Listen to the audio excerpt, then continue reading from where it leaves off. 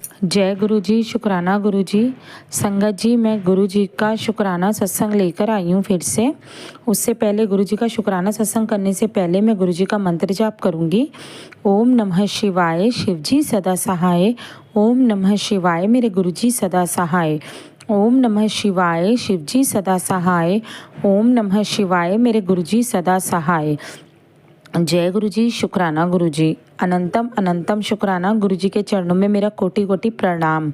संगत जी, आज मैं आपको ये चीज़ बताना चाहती हूँ कि मेरा जो बेटा है वो 6 साल का है। मतलब अभी 6 साल का कंप्लीट नहीं है, लेकिन 6 साल का कंप्लीट होने वाला है नवंबर में, और अभी सितंबर चल रहा है, तो 2 महीने के बाद वो 6 इयर्स का हो जाएगा।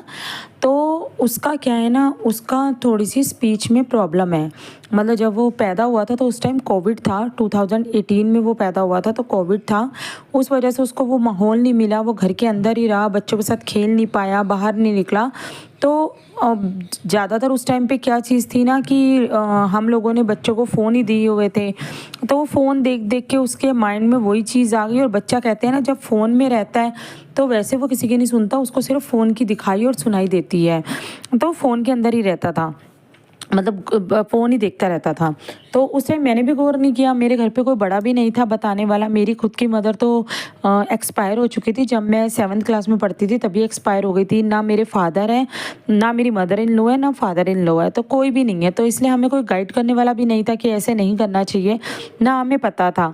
और अगर हमने देखा हो तो जब कोविड आया था तो वो काफ़ी ज़्यादा उस टाइम के बच्चों पे इफ़ेक्ट करके गया है। किसी को किस तरह का इफ़ेक्ट किया और किसी को किस तरह का इफ़ेक्ट किया है। तो उस चीज़ को लेते हुए मैं सिर्फ आपको ये बताना चाह रही थी कि मेरे बेटे में स्पीच की प्रॉब्लम है। मतलब वो उस अकॉर्डिंग नहीं बता पाता। फिर मैंने उसकी थेरेपी कराई थी, तब थोड़ा सा उसको आराम हुआ है। अब वो बोलने तो लग गया, पहले वो मम्मी पापा भी नहीं बोलता था।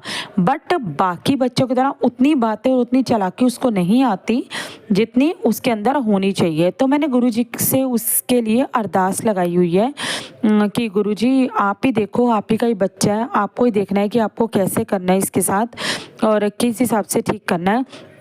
तो संगत जी क्या है ना, मैं उसे गुरुजी के आश्रम में लेके गई। आश्रम में ले जाके मैंने उसको गुरुजी का लंगर प्रसाद चखाया। रोज़ मैं उसे गुरुजी का जल प्रसाद पिलाती हूँ।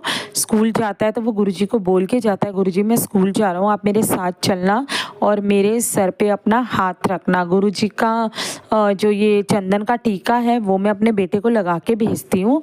तो आपको मतलब हो सकता है ये गुरुजी मुझसे बुलवा रहे हैं, हो सकता है किसी के बच्चे के साथ कोई प्रॉब्लम हो या कुछ भी हो, तो मैं उसको यही चीज़ बताना चाह रही हूँ जो मैं अपने बेटे से करवाती हूँ। और मैं इतना ही कहना चाहूँगी कि हाँ, बहुत ज़्यादा फ़र्क तो नहीं बोलूँगी, लेकिन हाँ, गुरुजी की कृपा से, गुरुजी की दया से मेरे बच्चे के अंदर फ़र्क है।